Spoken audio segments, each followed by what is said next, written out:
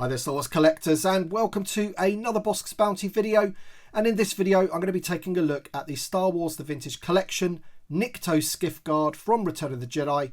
He has been reissued as part of the 40th anniversary of Return of the Jedi, along with Woof, Kithiba and Salt Marae.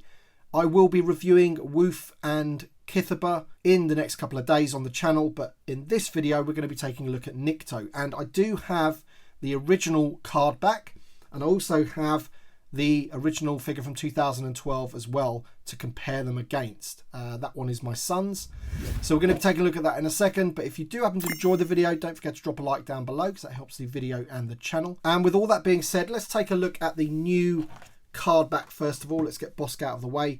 It's a really good card back, this one of the original 96. You can see there Nikto Skiff Guard in the name pill on that deep green. Really nice there, and the figure looks great in the bubble there with his two accessories. He has the Palace Blaster and his what's that, Vibro Axe or something. On the back of the card he is VC99, retains the number, and there you can see some of the figures that are going to be coming out. This is going to be the new wave, which I do believe have been found in the United States already. I think one place had those. Toy Hideout was it on Instagram. And there we have the wave of Jabba's goons that I've just mentioned that are going to be reissued. There's the import sticker on the back there. These were from In Demand Toys. Disney and Hasbro at the bottom. Not much else going on the back there.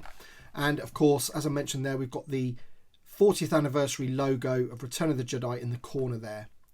So let's just quickly compare this against the original card back. Okay then, so you can see them side by side now, and the only difference really is that the new one has the 40th anniversary logo, and what they've done is they've moved the 4+ over next to the warning sign, because it is usually there on new Vintage Collection figures. You can see that the red on this is a lot brighter than this one. This one's more toned down, and the original one was unpunched. Also, the figure has been laid out slightly differently in the bubble. We have got a slightly larger bubble for the new release, which is often the case. This one's a lot more slimlined, and you get more of the image there on the card. And he is actually holding his blaster with the sort of Vibro Axe thing next to him there, whereas they've put the blaster separate to the figure. They've opened his arms a little bit, which means that you need, a slightly bigger bubble, which, I don't really know why they can't just go back to something like that. It looks a little bit better, I think, with the slimmer bubble anyway. But you can see that the image has been brightened up ever so slightly on the new release. The original version, as I said, is a bit darker, and the fact that they've sort of updated this image, they've cleaned it up a little bit. You can see a lot more of the detail. It's a lot more high res, and I think for that, the newer version is better. All right, so it's time to open him up and check out the figure. All right then, so here he is out of the packaging. The new version is on the left, this one here, and the original version is on the right, and immediately you will see that they've updated the paint apps on the figure, especially in terms of the head and the hands. They've used a much deeper brown, like a darker brown colour for the skin, and they've also made the eyes a lot more pronounced on this figure. They're a lot more yellow, they stick out a lot more, they're a bit, there's just more paint on those eyes, they're a little bit bigger. And I would say that also this figure's had like a wash over the face as well, like a dry brush wash, which brings out some of the detail on that version as well. You can really see that on the neck and the hands. You can see that the horns on the front there, the two little horns, they have been painted in a different colour to this one, and therefore they stand out a lot better on the new figure. And they also exist on the back of the hands as well, which I will show you in a second when I do a super close-up look at the Nikto figure. So that's really the main differences. The accessories look identical to me. Especially the Vibro Axe, it looks identical. It's a gunmetal grey, and then the end piece there is more of like a bronze colour, as you can see. But as I say, the main thing about this figure is the fact that the hinges on his back of his legs is now the same colour as his trousers. So if you see this one here, and then if I grab this one here, you can see. And that was always the worst thing about this figure. When you bend his knees, you can see it on the other side as well. So they've corrected that. And the same goes for the boots as well. You can see the hinge on the bottom of the old one versus the new one. The hinge now is black on his ankle. And you can see the rest of the figure there is pretty much the same. So let's take a look at the figure close up. All right, so you've got a super close up look of the head there.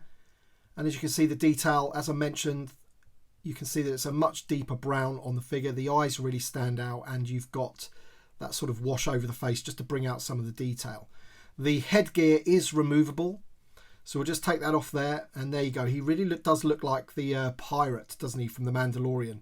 Same species, and the head has got some great sculpting on it. You can see the top there of all that wash in between, just to bring out some of those details. Really, really cool. Just place that back on now, and that does have a habit of falling off. It's a bit more sturdy on this figure than the original version, but I think that might be because my son has played with the original version so much that it's just got a little bit loose.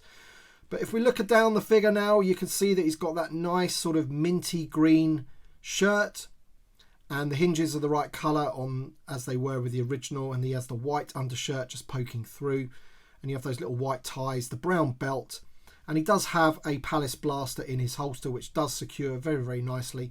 And there you can see that paint job that I was just talking about on the back of his hands, that sort of dark blue paint there, just on those horns on the back of his hands, and on the other one as well, and also on the fingernails as well. You can just see it there on the fingernails. That doesn't really show up too well on the original figure. As we go down, he's got some nice sculpting work on his lower trousers. He's got the yellow line going down, and as I mentioned, that hinge is actually now black, which is great. And when we move the knee joint, it's the same colour as the figure. So obviously with the previous version, that was like the colour of his shirt, which was not good at all. So it's good that when they do re-release these figures, that they do make improvements, and I think they have definitely done that with this Nikto. In terms of articulation for this guy, you know, it's an aging figure, there's no doubt about it. The head is on a ball, so it just moves around like so. No double barbell or anything like that, but he does have the ball hinge shoulders and the hinge at the elbow. Only a swivel wrist, unfortunately. Only a swivel waist, and only swivel thighs, and that is the problem. But it's a Skiff Guard. You know, do you really need to get him like in like Jedi or clone poses? I don't think you really do. Of course, it would be nice, but I don't think it's a real deal breaker, to be honest. There's the knee joint, and then he has the ankle joint, which swivels as well. No rocker ankles, because as I say, you know, these are from what, 2012, I think this figure came out, VC99, towards the end of TVC 1.0. But it is a great figure, great sculpt, and goes very nicely with all the other Jabba's goons that we have. In terms of the accessories, there's the little Palace blaster. It's all one colour, silver. Typical Palace blaster that we've got multiple times, and that we're still getting now with various like Luke Skywalker releases and things like that. And then we have the Vibro axe here, which is gunmetal grey, as I mentioned, and that piece there does look a different colour ever so slightly to me. You can just see it there in the light. That's more of like a bronze colour, just to show that sort of end of the weapon there. It's quite sturdy, this one. It's just as bendy as the previous version, so they haven't cheaped out or anything with you know, inferior plastics in that time. I know some of the weapons that we're getting these days can be a bit sort of gummy or bendy, and this one seems to be okay compared to the original release. Both hands are sculpted in such a way that you can hold the blaster with the trigger finger through the trigger guard there. As both hands have been sculpted to hold the blaster, he doesn't hold the staff quite as well, but it's in there. It doesn't fall out or anything. We can put it in this hand quite easily, but as you can see, that hand there is sculpted again with the trigger finger. So when you put that in there with his thumb, it kind of wants to sort of go at that angle, if you like, but you know, it's not too bad. It's still pretty cool.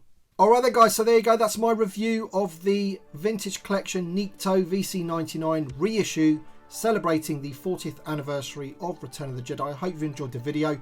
Drop a like down below if you have, and also thank you to my Patreon supporters and channel members. Your support is greatly appreciated, and thank you all for watching, and we'll see you on the next one.